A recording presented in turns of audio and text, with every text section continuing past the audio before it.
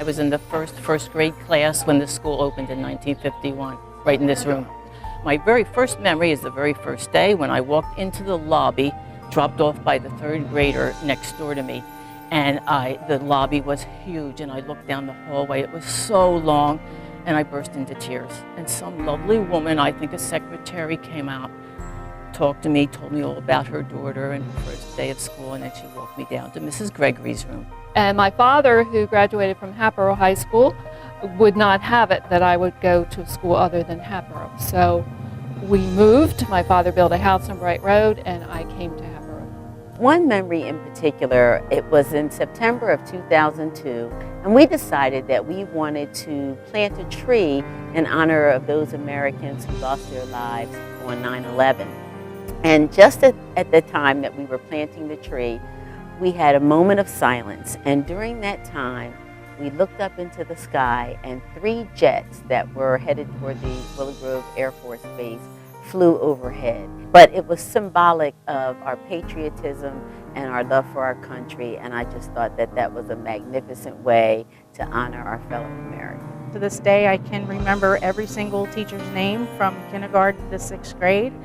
The playground was pretty cool back then. We had a lot of things you wouldn't see now. You know, there's so many memories that this place has. You know, Crooked Billet Day, obviously everybody looks at that. You know, 5th grade year, you know, with the junior girl, that's like a rite of passage. Every school has its certain, you know, ways. That was just Crooked Billets. I love Crooked Billet Day. That is probably the best day of the year.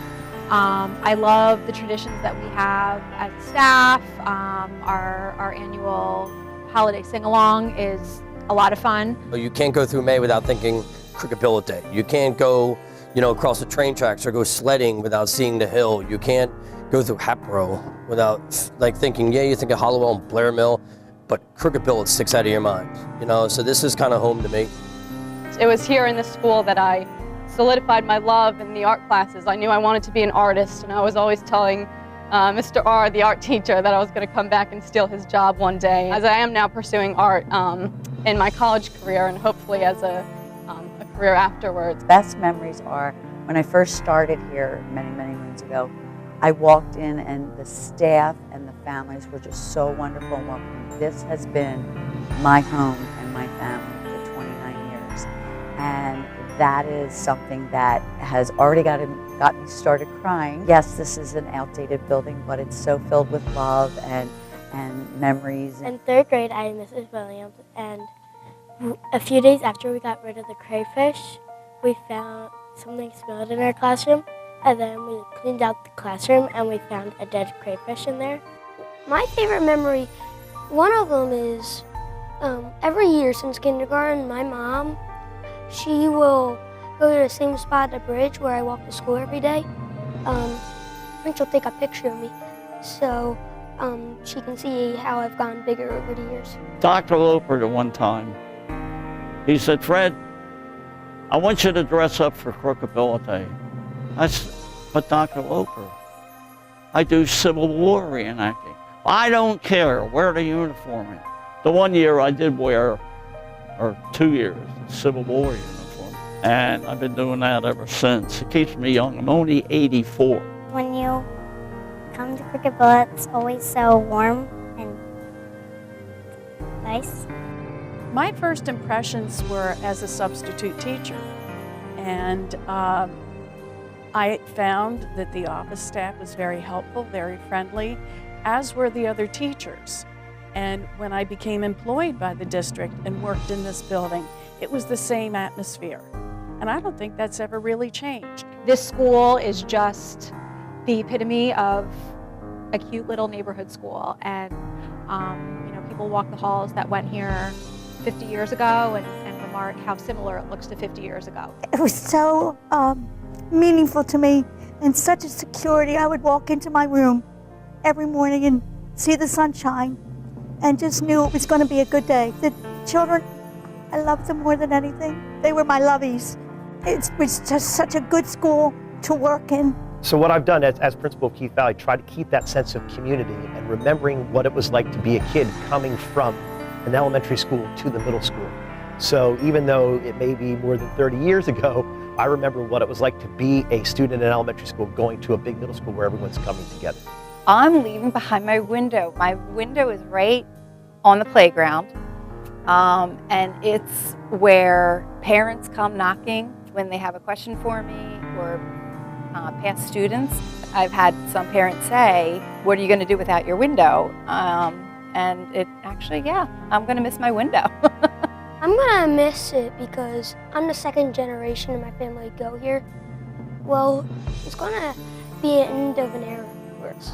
Everybody remarks about the carpeting in our gym and how they can't believe our gym is carpeted, and we love our carpeted gym. It makes it a cozy place to hold school assemblies, and so we will definitely be leaving the carpet in the gym behind. What I'll miss the most is that whenever we're at field day, I like while I'm waiting to go up to play the game, I like looking up at the projects that the kids make up on the windows. I'm gonna miss the whole thing.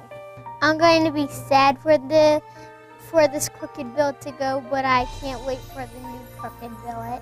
And I'll be glad that that one set of stairs up to my classroom that we all trip on will be gone.